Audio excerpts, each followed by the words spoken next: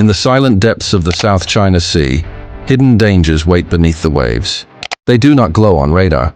They do not announce themselves with engine noise or radio chatter. They sit quietly, anchored to the seabed or drifting just below the surface, waiting for a single mistake. Sea mines, invisible, patient, unforgiving.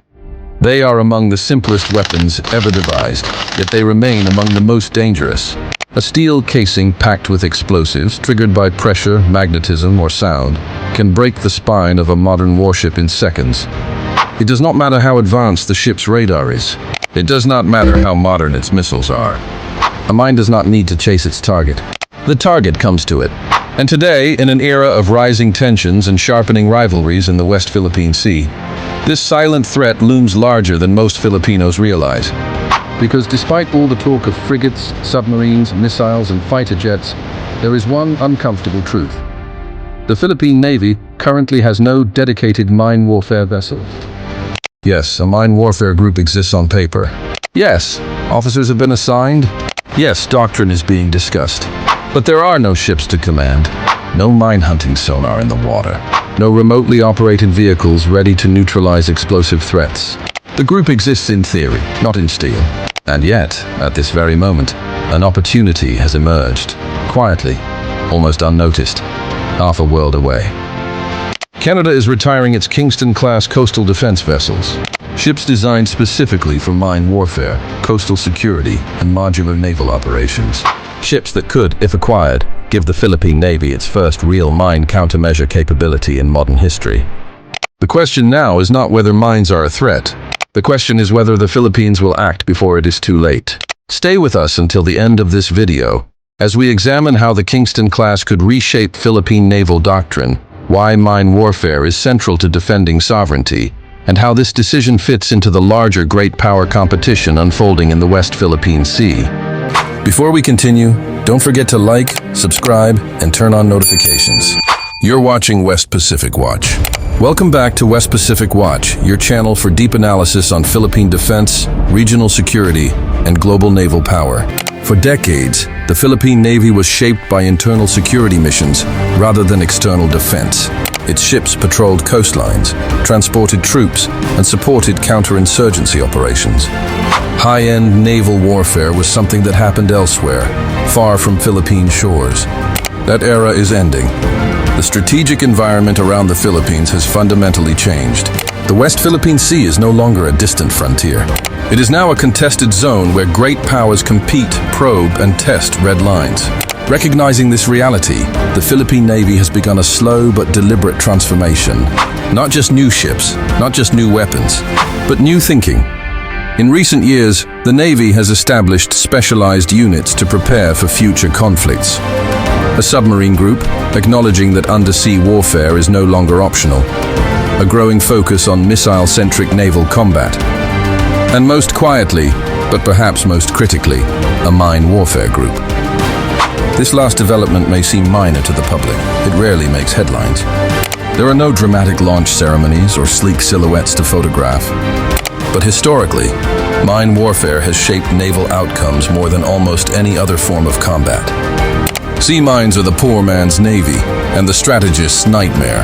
During World War II, mines accounted for more ship losses than submarines and aircraft combined. In the Pacific, Allied mines strangled Japanese supply routes. In Europe, both sides turned ports and straits into lethal traps.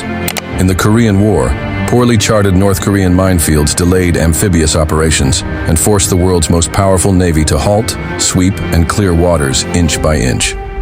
In the Persian Gulf, U.S. warships learned the hard way that even a single mine could cripple a billion-dollar vessel, as happened to the USS Samuel B. Roberts. And today, in the Black Sea, drifting naval mines have once again become a strategic factor, threatening commercial shipping and naval operations alike. Why do mines remain relevant? Because they exploit geography. They thrive in shallow waters. They dominate narrow straits. They weaponize uncertainty. And few countries are more geographically vulnerable than the Philippines. The Philippines is an archipelago of more than 7,000 islands, connected not by roads, but by sea lanes. Its economy depends on maritime trade. Its energy security depends on maritime access. Its food supply depends on maritime routes. Every major port is a potential pressure point. Manila Bay, Subic Bay, Batangas, Cebu, Davao. These are not just commercial hubs. They are strategic lifelines.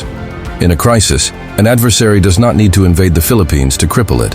It only needs to deny access to ports, to straits, to shipping lanes. Sea mines are ideal for this purpose. They can be deployed quietly. They can be denied plausibly. They can force entire regions to shut down. Without mine countermeasure capability, the Philippine Navy would have no choice but to halt operations or rely entirely on allies to clear its waters. That dependency matters, because sovereignty is not just about territory. It is about control, and control begins with access. The establishment of the Mine Warfare Group was an important step forward. It signaled that the Navy understands the threat. It created a focal point for training and doctrine. It laid the groundwork for future capability. But as of today, the group has no ships. This situation is not unprecedented. The submarine group existed for years before the Philippines had any submarines. Officers trained abroad, studied foreign doctrine, and built institutional knowledge long before steel ever touched water. That patience paid off. When the time comes to acquire submarines, the Navy will not be starting from zero. The Mine Warfare Group is following the same path, but with one key difference. This time, the ships already exist. The Kingston-Class coastal defense vessels were built for the Royal Canadian Navy in the late 1990s. Canada needed ships that could patrol vast coastlines, conduct mine warfare, perform hydrographic surveys, and train naval reservists, all without the cost of full-scale warships.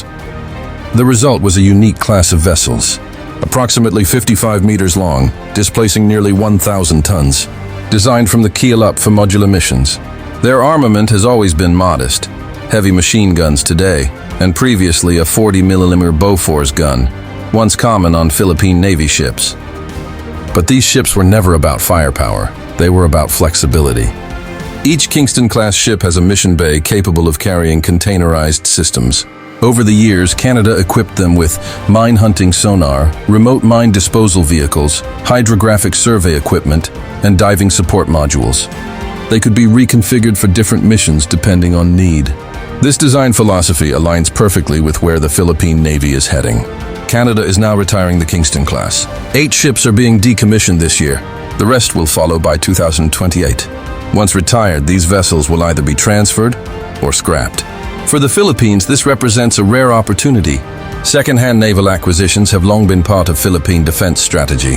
Former U.S. Coast Guard cutters became the backbone of offshore patrol capability. Allied transfers have repeatedly filled gaps that new procurement could not address quickly or affordably. The Kingston-class fits this pattern exactly.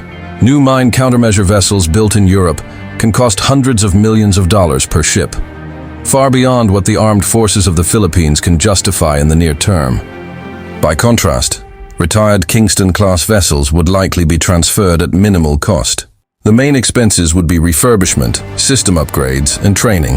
Estimates suggest several hundred million pesos per ship, depending on condition. That is a fraction of the cost of a new frigate.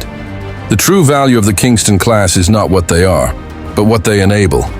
They would allow the Mine Warfare Group to conduct real operations instead of tabletop exercises. They would train sailors, divers, and sonar operators in real-world conditions. They would give the Navy experience in modular mission planning, experience that will be critical as future ships under Horizon 3 enter service. They would allow the Philippines to conduct its own hydrographic surveys in sensitive areas, improving navigation safety and operational planning. Most importantly, they would begin to close one of the most dangerous gaps in national defense. In any potential conflict in the West Philippine Sea, China would not need to defeat the Philippine Navy outright. It would only need to delay, deny, and disrupt. Sea mines are perfect for this strategy. They could block ports, they could deny reinforcement routes. They could disrupt commercial shipping without firing a shot. Without mine countermeasures, the Philippines would be forced to wait for Allied assistance, assuming those allies are not already committed elsewhere. That delay could be decisive. By acquiring Kingston-class vessels, the Philippines would not eliminate the threat, but it would gain options. Options matter in war. The Kingston-class is not a silver bullet. They are lightly armed, they are slow. Their systems are dated. They would not survive in high-intensity naval combat. But that is not their role. Mine warfare is about preparation, persistence, and patience. It is about keeping sea lanes open. It is about denying the enemy easy victories. It is about resilience. In that role, the Kingston-Class makes sense. If the Navy cannot act, the Philippine Coast Guard could. The Coast Guard has expanded rapidly, acquiring modern vessels from Japan and France. Its mandate includes maritime safety, disaster response, and law enforcement. Kingston-class ships could serve as offshore patrol vessels, extending presence in the West Philippine Sea and supporting humanitarian missions. But ideally, mine warfare belongs in the Navy. Because mines are not a law enforcement problem. They are a warfighting problem. 8 ships are being retired now. If Manila delays, the opportunity will disappear. The ships will be scrapped, or transferred elsewhere, or lost to history. And when the day comes, if it comes, when mines threaten Philippine ports and sea lanes, the question will not be whether the threat was foreseeable. It will be whether the Philippines chose to prepare. This is not just about ships. It is about foresight, preparedness, sovereignty. This is West Pacific Watch. Stay informed, stay vigilant. In the silent depths of the South China Sea, hidden dangers wait beneath the waves. They are not announced by sirens. They do not appear on satellite images. They do not glow on radar screens. They simply wait, sea mines, cold, motionless, indifferent to politics, treaties, or international law. A modern warship can carry advanced missiles, stealth shaping, and networked sensors. But all of that can be rendered useless by a single explosion beneath the hull.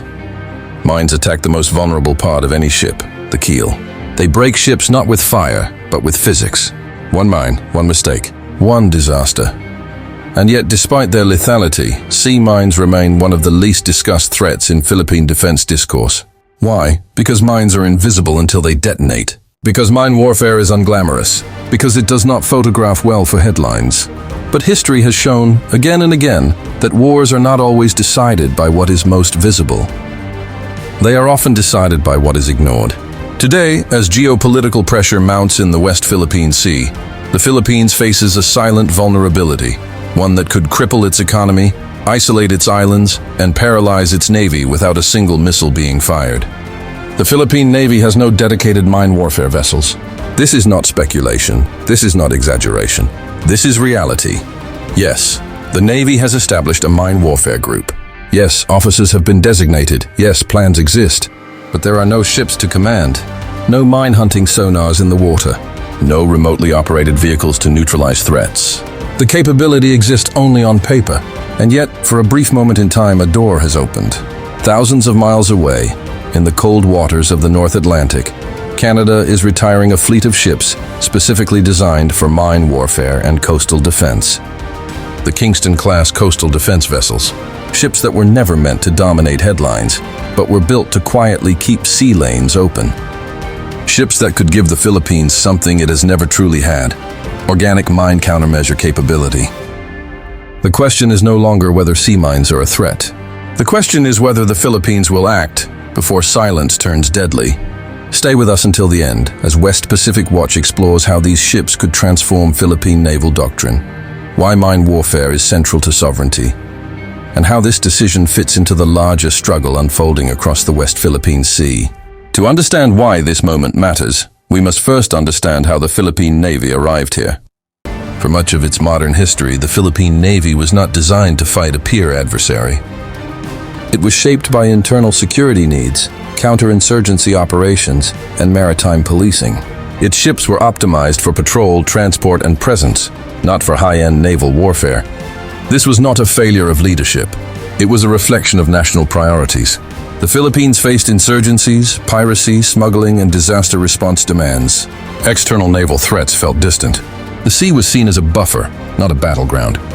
That assumption no longer holds. The West Philippine Sea has transformed from a peripheral concern into a front line. Artificial islands bristling with sensors and missiles now sit astride vital sea lanes. Coast Guard ships and maritime militia vessels test boundaries daily. The strategic environment has shifted faster than institutions. Recognizing this, the Philippine Navy has begun a painful but necessary transition from a constabulary force to a warfighting navy. This transition is not just about buying new ships. It is about rewriting doctrine. It is about training people for conflicts they have never fought. It is about preparing for threats that do not announce themselves. This is why the Navy has created specialized groups. The submarine group acknowledges that undersea warfare is unavoidable. Missile-focused surface warfare reflects modern naval realities, and the Mine Warfare Group addresses a threat that exploits geography, not firepower. But here is the danger of half measures. A group without ships is not a capability, it is an aspiration. Sea mines are often described as cheap weapons. This is misleading. They are inexpensive to build, but enormously expensive to counter. Clearing a minefield is slow, methodical, and dangerous.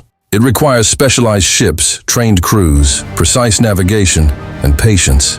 Every mine must be found, identified, and neutralized. This asymmetry is what makes mines so powerful. A hostile actor can lay mines in hours. Clearing them can take weeks or months. Historically, mines have shaped naval campaigns far beyond their cost. In World War II, Allied mining operations strangled Japanese logistics without needing fleet battles. In Korea, mines forced operational pauses. In the Persian Gulf, a single mine nearly sank a U.S. frigate and changed naval behavior overnight. Modern mines are even more dangerous. They can detect magnetic signatures. They can listen for specific acoustic patterns. They can discriminate between targets. Some are deployed by submarines, others by aircraft, others by small deniable vessels, and some can be laid in peacetime. This matters in the West Philippine Sea. The Philippines is uniquely vulnerable to mines. It is not a single landmass. It is a chain of islands connected by water. Its ports are clustered and predictable. Its naval bases are well known. In a crisis, an adversary does not need to confront the Philippine Navy directly. It only needs to close the doors. Imagine Manila Bay mined. Imagine Batangas sealed. Imagine Cebu isolated. Oil imports delayed. Food shipments halted. Commercial confidence shattered. No amphibious invasion, no missile barrage. Just silence and economic paralysis. Without mine countermeasure capability, the Philippines would have no immediate answer. It would wait. It would ask for help. It would lose initiative. That loss of initiative is a strategic defeat. There is a precedent for doing this right. The submarine group was established long before the Philippines had submarines. Officers were sent abroad. Doctrine was studied. Partnerships were built. That foresight mattered. When submarines eventually arrive, whether French, Korean, or otherwise, the Navy will not be starting from zero. The Mine Warfare Group deserves the same chance. But unlike submarines, mine warfare does not require billion-dollar platforms. The ships already exist. The Kingston-Class coastal defense vessels were born from a strategic reality Canada understands well: vast coastlines, limited budgets, and the need for flexible capability. They are not glamorous ships. They are not intimidating ships. They are practical ships. At 55 meters long and just under 1,000 tons, they sit in a sweet spot, large enough to operate offshore, small enough for coastal work. Their most important feature is not their hull. It is their modular mission bay. This allows containerized systems to be swapped depending on mission needs. Mine hunting sonars, remotely operated vehicles, diving support survey equipment. This philosophy mirrors where modern navies are going, including the Philippine Navy. It also means upgrades do not require new ships, just new modules. Canada's decision to retire the Kingston-Class is driven by age, not irrelevance. 8 ships are leaving service now, the rest by 2028. Once gone, they will not return. This is a narrow window. The Philippines does not often get such opportunities. Ships that match a critical need, available at the right time, at a manageable cost. Delays here are not neutral. Delays mean loss.